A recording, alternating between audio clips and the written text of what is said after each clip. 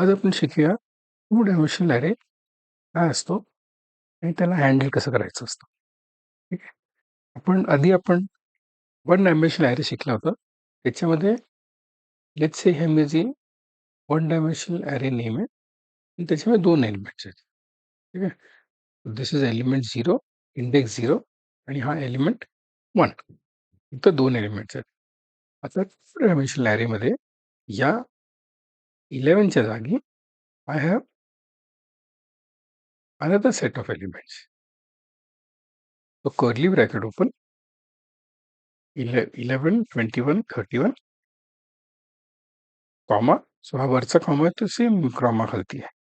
आणखीन हे जे आहे 54, 64, 74 हे वरती जे आधी वन डायमेन्शन ॲरेमध्ये जे फक्त 12 होतं त्याच्या जागी 54, 64, 74 आलं. ठीक आहे. त्याच्या ह्याच्यामध्ये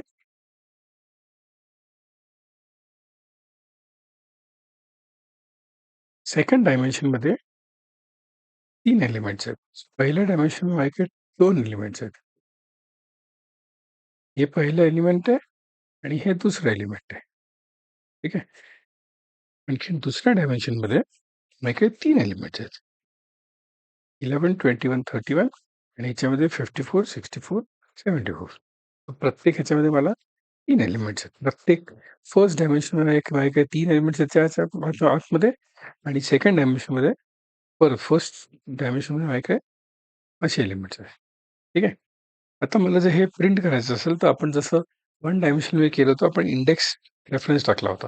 सो ह्याच्यामध्ये पहिलं मला जर प्रिंट करायचं असेल तर मला 0,0 टाकायला लागेल. 0,0 मला 11 देईल व्हॅल्यू. ठीक आहे. आणि मग 0,1 टाकलं मला 21 व्हॅल्यू देईल. 21 आणि 0,2 टाकलं तर मला तो 31 व्हॅल्यू देईल. ठीक आहे. नेक्स्ट 1,0 दिलं तर 54 व्हॅल्यू देईल. 1,1 दिला 64 व्हॅल्यू देईल आणि 1,2 दिला मला 74 व्हॅल्यू देईल. हे सगळं प्रिंट केलं तर आपण रिझल्ट बघूया. आता हे असे जर माझ्याकडे जास्ती असले, लेट्स से 2च्या जागी माझ्याकडे 10 आहेत. ठीक आहे. आणि हे 3च आहेत. 10 की 20 आहेत माझ्याकडे आणि माझ्याकडे 3च आहेत. मला हे प्रत्येक करायला खूप वेळ लागेल ना. मला टाइप करायला खूप वेळ लागेल. आणखीन रन करायला पण खूप वेळ लागेल. रन करायला तर सेमच टाईम लागेल. पण टाइप करायला खूप वेळ लागेल. मिस्टेक्स होऊ शकतात. त्याच्या जागी मी नेस्टेड लूप शिकू शकतो. नेस्टेड लूप आपण युनिट 3 मध्ये फॉरमध्ये आपण केलं होतं. फॉर, व्हाईल, डू व्हाईल आपण कुठचे बनवू शकतो. So for I equal to 0, I is less than equal to 1. So ह्याच्यामध्ये आपण ही व्हॅल्यू लूप करतोय. Outer loop is the first dimension. ठीक आहे. त्याच्यानंतर इनर लूपमध्ये जे less than equal to 2 less than equal to 2 is कडचं आहे. ठीक आहे.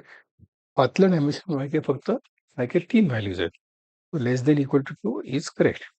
आणि त्याच्यामध्ये मी काय करणार आहे, मी num1 ला विच इज माझा ॲरे नेम आहे, त्याला मी आय आणि जे अशी व्हॅल्यू मी अशी इंडेक्स व्हॅल्यूज मी त्याला असाइन करतोय. बेसिकली काय होईल, ह्याच्यानी फर्स्ट टाइम आयची व्हॅल्यू 0 आणि जेची व्हॅल्यू 0. तर कुठचं प्रिंट होणार आहे, 11 प्रिंट होणार आहे. नेक्स्ट टाइम आयची व्हॅल्यू तशीच राहणार आहे, जेची व्हॅल्यू एकाने वाढणार आहे. सो जे विल बिकम 1, तेव्हा तो 21 प्रिंट करेल. मग 31 प्रिंट करेल. मग जेची व्हॅल्यू 3 होईल, तेव्हा लूपमधून बाहेर येईल. लूपमधून बाहेर पडल्यानंतर तो एक लाईन जंप करतो. मला नेक्स्ट लाईनवरती प्रिंट करायचं आहे. ठीक आहे. मग आयची व्हॅल्यू तो इकडे 1 करतो आणि सरळ परत जेची व्हॅल्यू 0. सो बेसिकली आयची व्हॅल्यू 1. हा फर्स्ट डायमेन्शन आहे आपला. आयची व्हॅल्यू 1 आणखीन म्हणजे इकडची व्हॅल्यू आपण प्रिंट करणार आहोत. 0ला 54, 64 आणि मग 74. 0ला 54, 1ला 64, 2ला 74. ठीक आहे. So this is basically two dimensional ॲरेचं प्रिंटिंग आपण बघतोय. रन करून बघूया काय आन्सर येतो. Print one element at a time. Basically आपण हे असं करतोय. आपण स्पेस दिलं तर चांगलं दिसेल. सगळं चिकटून चिकटून दिसतंय.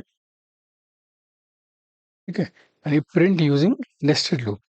वरचं जे केलंय ते exactly same thing but using a nested loop. सगळे व्हॅल्यूज आल्या 11, 21, 31 आणि 54, 64, 74. ठीक आहे. तुम्ही चांगल्यापैकी स्वतःहून प्रॅक्टिस करा. सगळं येईल तुम्हाला. ठीक आहे. काय काय डाऊट्स असेल तर कॉमेंट्समध्ये टाका. मी तुमचे डाऊट सॉल्व्ह करेल.